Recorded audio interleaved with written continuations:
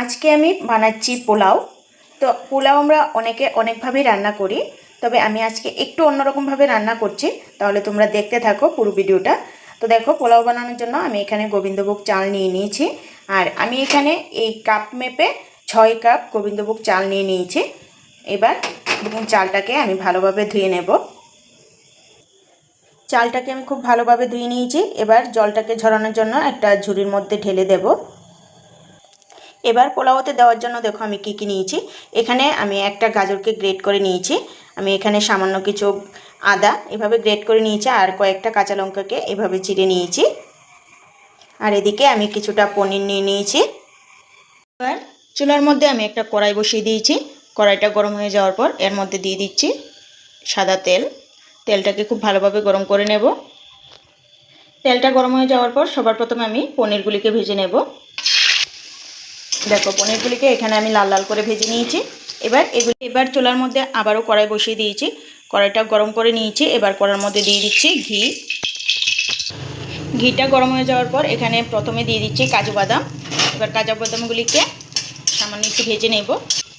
এবার দিয়ে দিচ্ছি কিশমিশ। এবার কাজু বাদাম আর কিশমিশগুলিকে একসঙ্গে ভেজে নেব। কাজু বাদাম আর কিশমিশগুলি ভাজা হয়ে গেছে। এবার আমি এগুলিকে পাত্রের মধ্যে তুলে নিচ্ছি। এবার এর মধ্যে আবারও দিয়ে দিচ্ছি ঘি। ঘিটা গরম হয়ে গেছে। এবার এর মধ্যে দিয়ে দিচ্ছি একটা তেজপাতা আর গোটা গরম মশলা, এলাচ, দারচিনি, লবঙ্গ। এবার এগুলিকে একটু ভেজে নেব। এবার এর মধ্যে দিয়ে দিচ্ছি সামান্য একটু জিরে। এবার জিরেটাকেও একটু ভেজে নেব। সবগুলি খুব ভালোভাবে ভাজা হয়ে গেছে। এবার এখানে ধুয়ে রাখা চালগুলি দিয়ে দিচ্ছি। এবার চালগুলিকে ভালোভাবে নাড়াচাড়া করে খুব ভালোভাবে চালগুলিকে ভেজে নেব। অপরদিকে দেখো, আমি জল গরম হতে বসিয়ে দিয়েছি। এখানে আমি 6 কাপ জল নিয়েছি। 6 কাপ চালের সাথে 12 কাপ জল নিয়েছি। এবার জলটাকে আমি ফুটিয়ে নেব। চালগুলি এখানে হালকা একটু ভাজা হয়ে গেছে।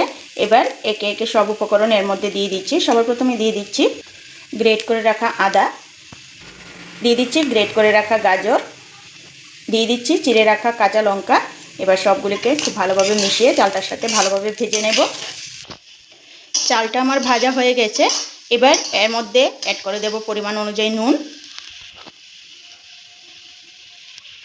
ভেজে রাখা কাজু বাদাম আর কিশমিশগুলিও দিয়ে দিচ্ছি। এবার সবগুলিকে ভালোভাবে মিশিয়ে 1 থেকে 2 মিনিটের মতো আবারও চালগুলির সাথে ভেজে নেব। চালটা খুব ভালোভাবে ভাজা হয়ে গেছে। এবার এর মধ্যে দিয়ে দিচ্ছি গরম জল।